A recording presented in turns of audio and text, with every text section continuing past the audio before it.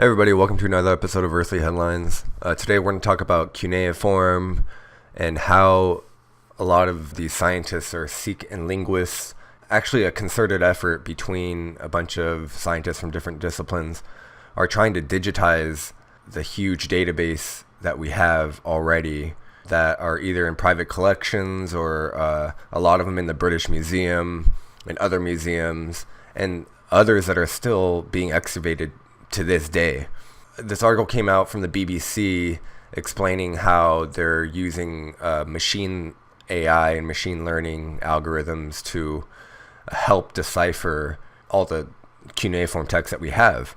And we have a lot. We have more than the records we have from ancient Rome, the Greeks, and the Egyptians combined. So I mentioned in a previous episode that a scientist from Israel, America, Germany, Iran, and other Middle Eastern countries, their archaeologists are continuing to find these cuneiform artifacts. And just to give you guys a visual, this is the ancient Assyrian Empire, and it spans pretty much from Lower Egypt all the way southern Iran.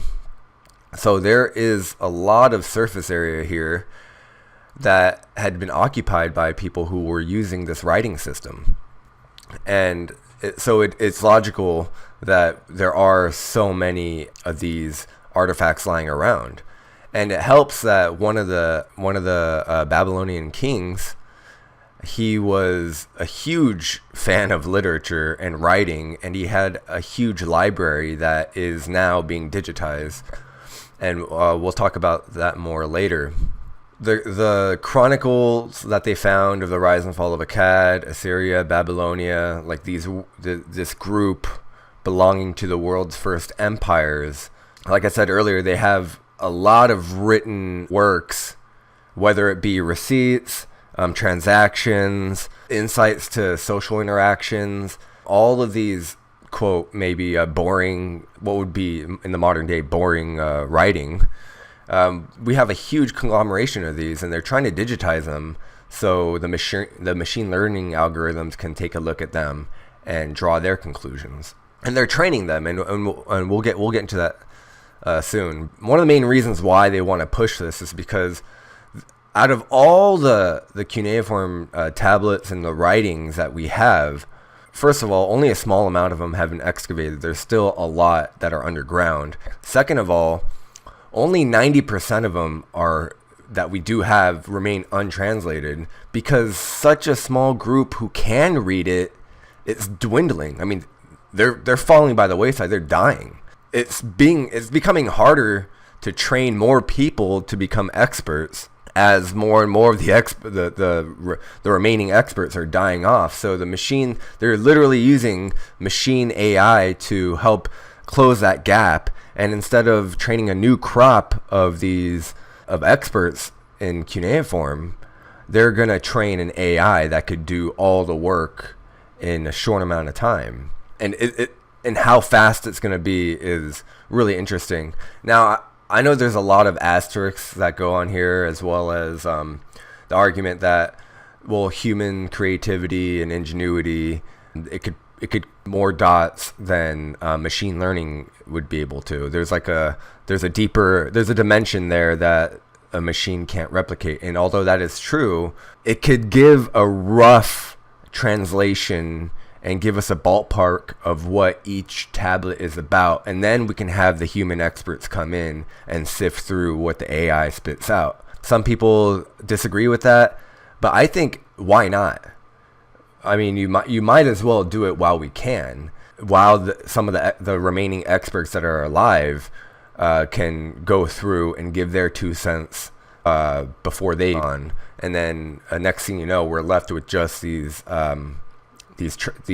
translated machine AI translated cuneiform tablets that don't have the look through the expert eye of these experts that we have remaining. I hope that made sense. That kind of Anyway, it doesn't hurt. The bottom line is it doesn't hurt to have this machine AI step in and give its own analysis, especially when we're talking about sheer numbers.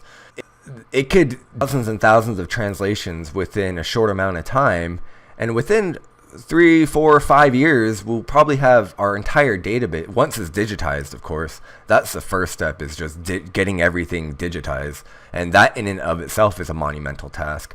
But theoretically, once all that is digitized, then the machine AI it could go through the translations very quickly.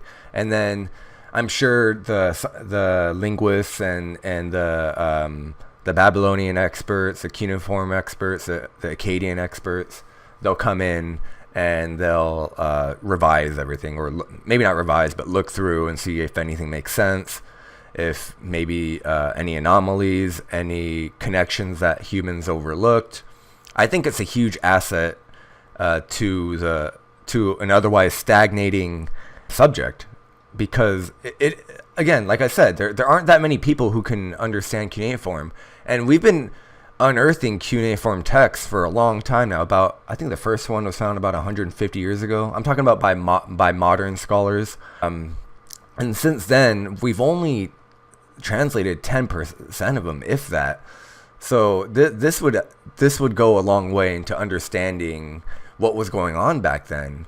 And again, Mesopotamia is very underrated, because we don't know, although we have all these artifacts that date to them, we don't really know what was said or where they came from. The main things we know are they gave us a wheel, astronomy, the 60-minute hour, the story of Noah's flood and the ark, and the Epic of Gilgamesh, which is the first work of literature, the oldest work, so to speak. So the Sumerians, the Akkadians, all of these empires of the time, their language, their spoken language, is not related to anything else in existence. So cuneiform, we were lucky. It kind of acted as a device that picked up, so to speak, what they were saying in a very crude way. But it's the only way we can really understand not only who they were or what they're talking about, but where they came from, because their language family must have belonged to a larger family that's even older, because they're not have been the first and the last of their kind. Languages don't really work that way. Languages start and then they branch out, and they could last for the residue of a language can be far-reaching and last for a long time. I did a video a few weeks ago about the Finns and the Sami people, and even the Sami language, their oral language trickled down to this day in terms of what the names of famous buildings, streets, and all that stuff in Finland. So that's just an example, a small example of how linguistic evidence is very important toward our understanding of a remote civilization. With this machine learning, the scientists are hoping, including myself, I'm hoping that we can get, theoretically speaking, if we can translate everything and sort through what they're saying, and perhaps I would be willing to guess a lot of new information would come to light, and perhaps they will talk about what the Egyptians called Zep-Tepi the first time. Maybe they'll talk about something like Atlantis. Maybe they'll talk about comet impacts, right? Like the Younger Dryas event or something like that, which they kind of alluded to with the Noah's flood and the Ark story. Perhaps there's more literature on that we just have either overlooked or haven't unearthed yet, or that our experts have been unable to translate. And the only reason that we've been able to translate what we have so far in cuneiform is because of, I forget the exact work, but there is a king's tablet that was written in not just cuneiform, but a few other languages as well. It's like the Sumerian Rosetta Stone, so to speak. The Rosetta Stone being the tablet that was written in Greek and hieroglyphs that allowed us to understand what hieroglyphs said. So with the case in the ancient Egyptians, so the same goes for the ancient Sumerians. But we still haven't been able to back engineer, so to speak, their language completely. So that's why, again, enter machine learning to help give us a boost, a huge boost. So there's a scientist, Emily Paget-Perron. She's from the University of Toronto. She's coordinating a project to machine translate 69,000 Mesopotamian administrative records from the 21st century. Again, 69,000, that's a lot. That's a lot for anybody to translate. And again, the machine learning algorithm will really help with that. So apart from clay tablets, there's more than 50,000 Mesopotamian seals scattered all over around the world. 10% have only been cataloged. Like I said earlier, there's more sources from Mesopotamia from Greece, Rome, Egypt, and everything else combined. So the challenge is finding enough people who can read them. Like I said earlier, a lot of the people who can read them now are dying. There's those skills have not been passed on, or if they are, it's kind of a laborious process. There aren't that many Assyriology majors right now, let's just say. Largely because there's probably not a lot of money in it. For whatever reason, there isn't enough enrollment in those studies. Paget-Perron and her team, they're training these algorithms. So here's how they're training the algorithm. So they have 4,000 of these digitized texts that they had already translated. And they're pretty boring. They record transactions. It's like allocating inventory, taking inventory, allocating resources. Just very boring stuff. So the modern scholars that we have now have already transliterated them. But what they're doing is with the road that has already been paved by the modern scholars, they're going to use that as a springboard for the machine AI to pick up on the basics of cuneiform. And then from there, the automation will take over, in theory. Remember, this has never been tried before. So these algorithms are having to learn the translated sample text and spit them out into English, and then they'll eventually feed it some untranslated cuneiform tablets and see what comes out. The records give us a picture of day-to-day life in ancient Mesopotamia, the power structures and trading networks, other aspects of its social history, such as the role of female workers. So again, all of this information can be gleaned from linguistic knowledge, and then these will just open paths to other fields of study, and then from there we can get more information about the Sumerians, again, the most ancient empire known to man right now, and then we'll see what they were talking about, how they viewed the world through their lens, and then from there we can see maybe even more ancient empires from which the Sumerians descended, perhaps religions, anomalous events in human history, all of these different things. I guess another way to think about it is very small chance that nothing new will be unveiled. There's a very high chance that we'll learn something very important from this endeavor. And no matter what you think about machine AI, it doesn't matter. It's not like we're going to take machine AI as gospel, what it says. We're just going to use it as a supplement to our knowledge base, and then just go from there. She hopes machine analysis will also clarify certain features of Sumerian that still puzzle modern academics. The language has been preserved in inscriptions written in cuneiform. It may be our last remaining link to even older unrecorded societies. And this is Irving Finkel. He's the curator and in charge of 130,000 of the cuneiform tablets stored at the British Museum. So this guy is like the leading expert on anything Sumerian and anything from cuneiform. And this is what he says. He says Sumerian is probably the last member of what must have been a large family of languages that goes back thousands and thousands of years. So the last of the Mohicans of this language family, let's just call it the Sumerian language family, just for all intents and purposes for this conversation. He says writing appeared in the world just in time to rescue Sumerian. We're just lucky that we had some, quote, microphone that picked it up before it went away with all the others. And a microphone is a really good analogy for this, because otherwise they wouldn't have, all their oral history would have been for naught. It would not exist today. That information would have stopped at a dead end somewhere. But because of it would have evaporated with time, essentially.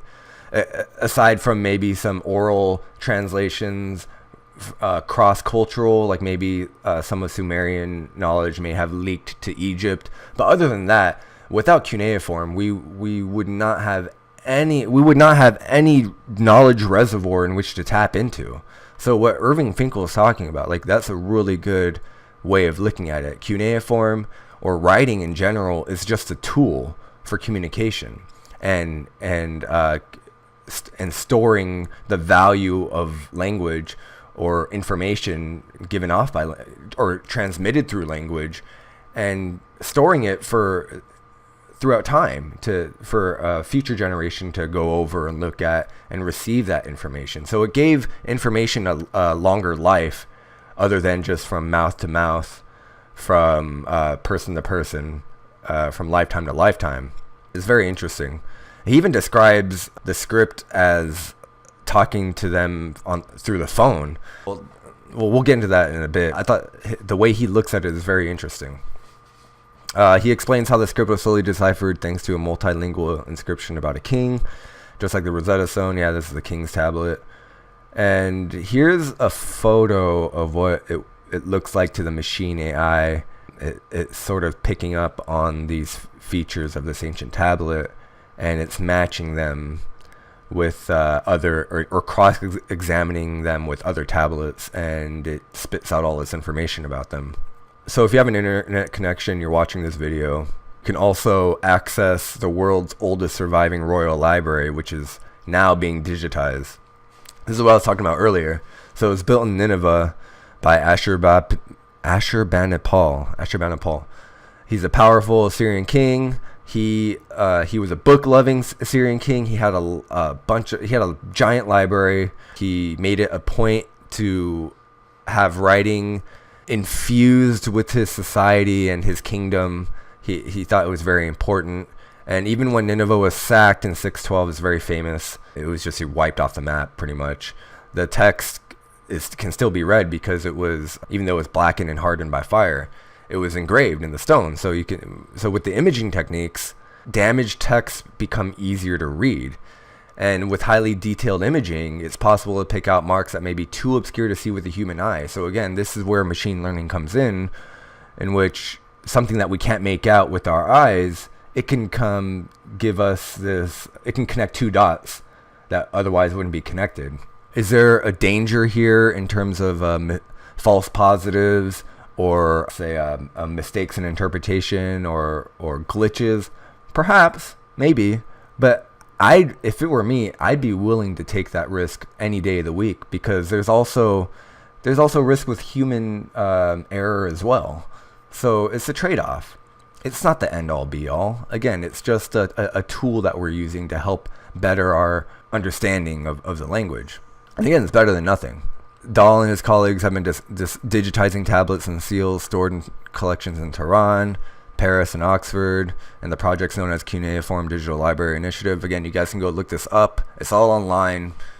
I've taken a look at it. It's really interesting. I'll probably put a link in the description. It contains already about a third of the world's text, as well as some undeciphered written languages such as Proto-Elamite, which is from ancient Iran.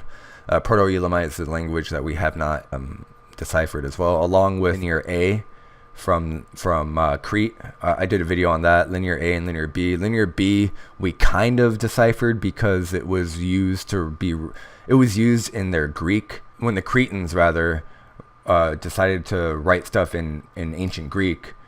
They had a script for that called Linear B, which we have partially deciphered, but Linear A is their original written language.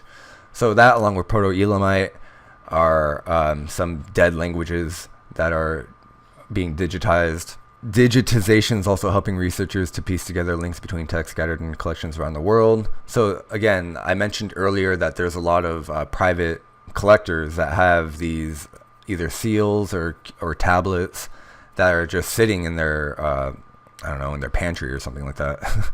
And if we were to get those digitized, the machine AI could cross-examine these groups and place them in the groups, and if there's matching seal impressions found elsewhere in the world, they could group those up together as well. And in any parallel that the machine AI finds, it'll just automatically group and store in a file for someone to go back and go over and sift through themselves. So again, this is part of the reason why it's going to save so much time, because the machine AI can do this in a fraction of a time that one, let's say, graduate student can do it in a night. It'll probably take many nights for a graduate student to do what the machine AI can do in an hour or so. The algorithm correctly selected a tablet that is currently stored in Italy and another that is stored in the United States. Both had been stamped by the same seal. So this is an example of the AI algorithm examining these tablets, and then it connected one in Italy and one in the US, and they had the same seal. And that, again, is a time saver. Dahl estimates that all seals could be digitized within about 5 years, which is insane. 5 years, and then the whole thing is digitized, which would then make it possible to trace other patterns. So this is what this is all about, basically. It's like a stepping stone. First, digitize, get a digital database. That's number one, which is what they've been doing for a while now. And after that, have them AI examine everything, and then from there, we'll see what other patterns arise. And believe me, there will be patterns. I mean, they're already finding patterns. They're already finding parallels. They're already grouping stuff together, and they're closing in on the mystery here, guys. This is really newsworthy. And I'm surprised only BBC. I think there are a few other outlets that are covering this, but not in large depth.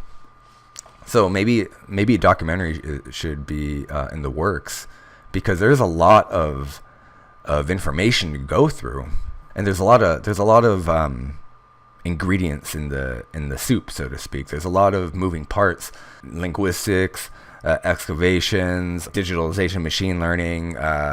Going back and getting people interested and getting funding. All of this stuff has to come together to really move forward in interpreting, not only gathering the knowledge of interpreting and coming to logical conclusions about it. And all that takes time, effort, and resources.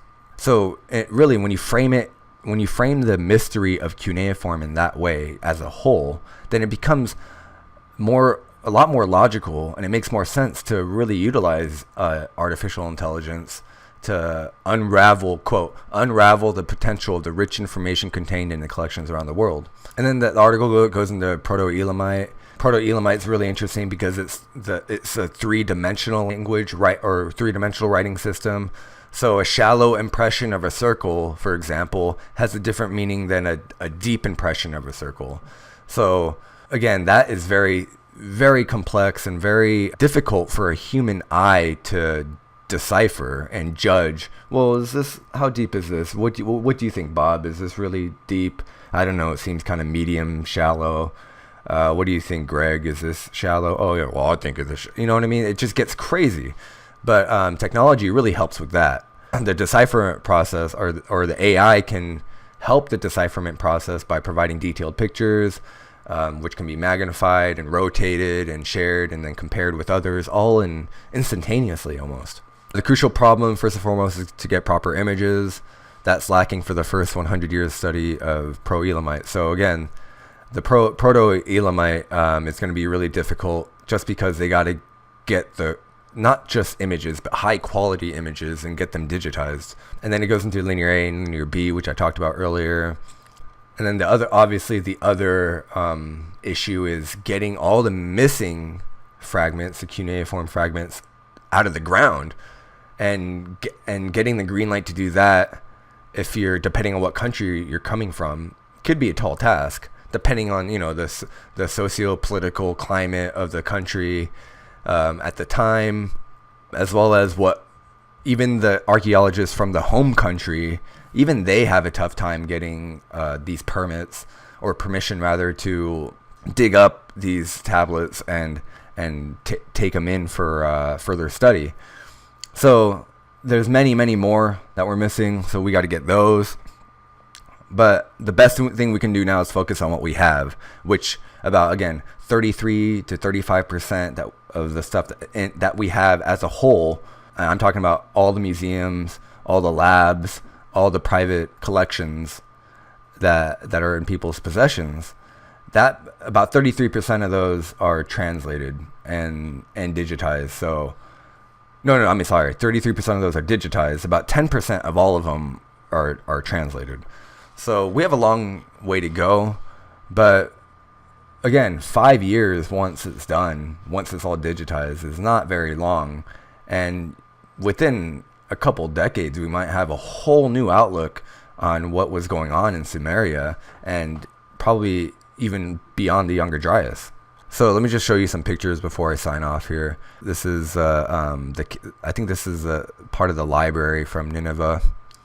This is what it looks like. These are all the shelves that they have for analysis right now. I don't think this is all of them, actually. I think this is just a subset. This is from the British Museum as well. This is an example of what a digital artifact would look like. And I think they would rotate it and take other pictures from the side as well. Again, this is another digitized tablet. I had some pretty good comments in the past few weeks. Mainly about the Sami and the Finland article. First, I have to thank everybody for all the comments that they put in. There are a lot of thought-provoking comments. A lot of you guys are really, especially you Finns, man. You guys are experts on where you guys come from, and I saw a lot of the opinions, and you guys pretty much the same conclusions you guys were throwing out there. And the discussion's really good and healthy. I like it. It's very respectful. You guys know what you're talking about, and there have been some good suggestions that have been thrown in as well.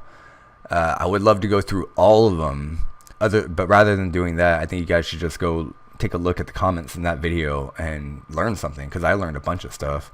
None the least of that, I found that when I do a video about a certain country, a lot of people from that country start chiming in, and they start offering their knowledge. So in this video about Finland, a lot of Finns came out of the woodwork and started talking about it, and I thought it was really interesting. And you guys have a lot of knowledge base and again, in your origins.